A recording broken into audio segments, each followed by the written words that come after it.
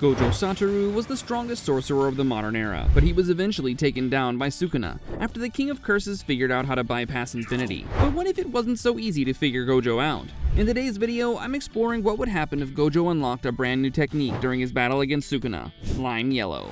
You see, the reason Sukuna managed to kill Gojo was because he had an information advantage. Sukuna knew everything Gojo could do before coming into the battle, but Gojo couldn't possibly have predicted Merged Beast Agito or the World-Cutting Slash. And this is why a new technique would change everything. It would level the playing field between the two and actually give us a fair fight. Before I get into what Lime Yellow actually does, we need to talk about the system it comes from. The Limitless is one of the most conceptually precise powers in all of manga. Gege Akutami built it around the mathematical idea that space between any 2 points can always be subdivided again infinitely. Anything approaching Gojo gets trapped inside that endless subdivision and slows to a halt.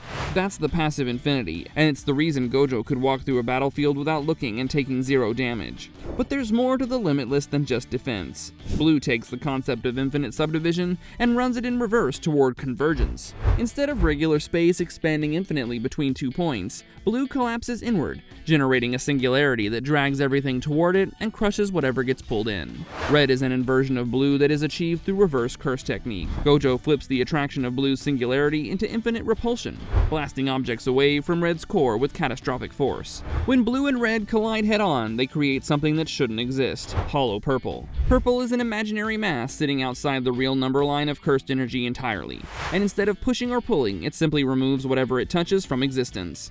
Here's what I want you to notice about Red and Blue. Both of them move in a straight line. Gojo has spent his entire life thinking about space as a set of linear relationships. Things approach his technique or retreat from it, and within that model, Gojo is practically unbeatable. But Sukuna already knew this, and he wasn't even trying to beat Gojo inside the model.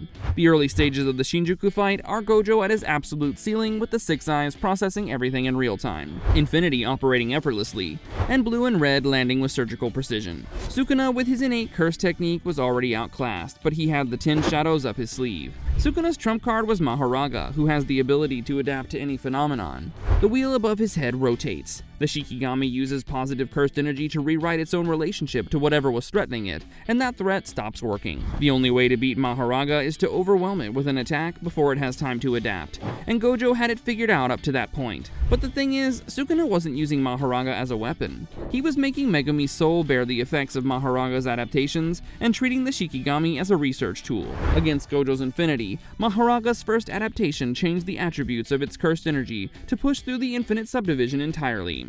But that wasn't something that Sukuna could replicate, and it was also way too easy for Gojo to observe and dodge. But then Maharaga had a second adaptation. Instead of targeting Gojo alone, it expanded its target to the space around him, effectively negating infinity. Sukuna copied that concept and broadened the target of Dismantle until it was cutting the entire space around Gojo, including infinity itself. The World-Cutting Slash is probably the most ridiculously overpowered technique we've seen in JJK. Gojo loses here because Sukuna solved a geometry problem. Infinity works on a single principle. Everything moves toward Gojo or away from him, and the path of approach is what gets intercepted. Sukuna just created a new attack that didn't follow a linear path. But that also means that Gojo was only defeated by a simple concept, and not a lack of strength or cursed energy. In this storyline, Gojo thinks back. Watch the fight from Gojo's perspective, seeing Maharaga's wheel rotate over and over. That constant rotation is the mechanism behind every adaptation, and something shifts in the back of Gojo's mind. He's always treated space as something that moves along a line. Blue is motion toward a point, and Red is motion away from a point. But Gojo notices that there's a third kind of motion in Maharaga's wheel. It moves constantly, but it doesn't go anywhere.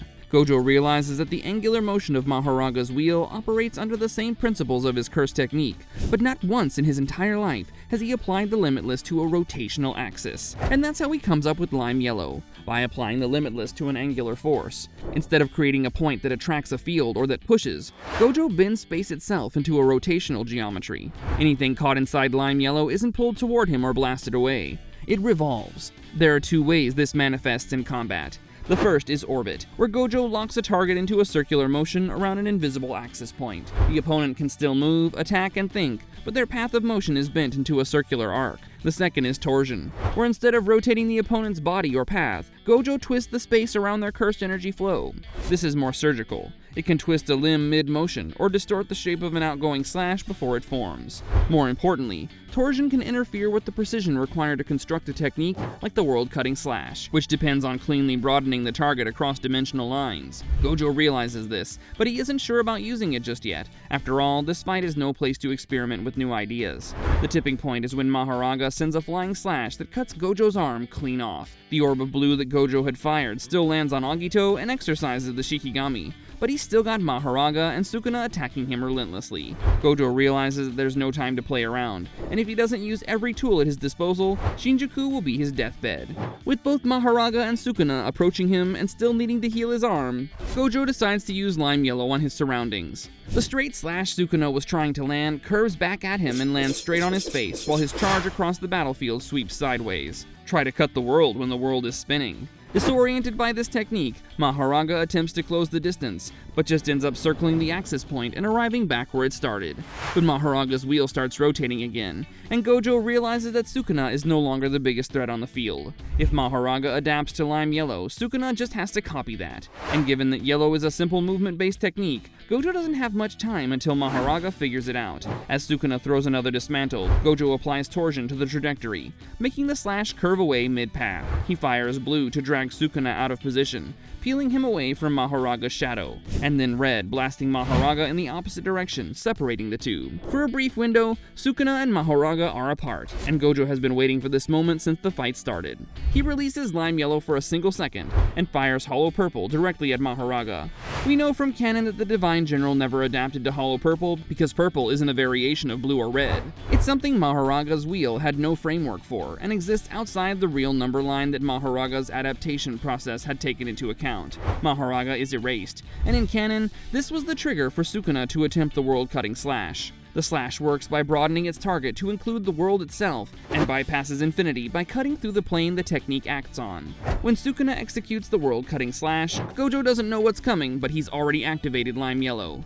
His orbit technique is applied to the space where the world-cutting slash was supposed to land, transforming the path of Sukuna's curse technique into an arc. Instead of bisecting Gojo along a clean horizontal plane, the cut curves away, carving through empty space and hitting one of his legs instead. Sukuna recalculates and tries to adjust, but now Gojo is on high alert as he jumps back to recover his leg. The worst part is that Sukuna needed a binding vow to reduce the range of his attack in order to execute the world-cutting slash. His answer to infinity still works, but the element of surprise is gone. Even lime yellow isn't a full counter to this technique, and Sukuna can still get the better of Gojo, but now, Gojo has the time to get an actual counter. You see, the black flashes he landed on Sukuna and Agito had already restored some of Gojo's cursed energy, and since lime yellow is a basic curse technique, using it actually gave Gojo more time to recover. As Sukuna prepares for another attack, Gojo opens his domain and unlimited void floods Sukuna's mind with raw, unfiltered information. Earlier, Sukuna went for a domain clash, but that's no longer an option given the state of his cursed energy reserves. As Sukuna runs out of options, the dominoes fall in the other colonies. Kinjaku's battle with Takaba ends, and Yuta appears right behind him. The sorcerer who engineered the culling game, who set all of this in motion across centuries, is beheaded before he can finish what he started. Finally, Unlimited Void completely fries Sukuna's mind, and the antagonists of the Heian era are gone. In the aftermath, there's still the culling game to deal with. In canon, it took time and negotiation to wind down, because multiple factions were evenly matched. But this version of the world has something canon didn't: Gojo Satoru standing at the end. Under his authority, the killing stops, and even though the binding vows are still in place, the game has no participants, as anyone collecting points would just be executed by Gojo. But what do you think? Could lime yellow have actually kept pace with Sukuna's adaptability? Or would Gojo take too long to figure it out? Drop your thoughts in the comments down below.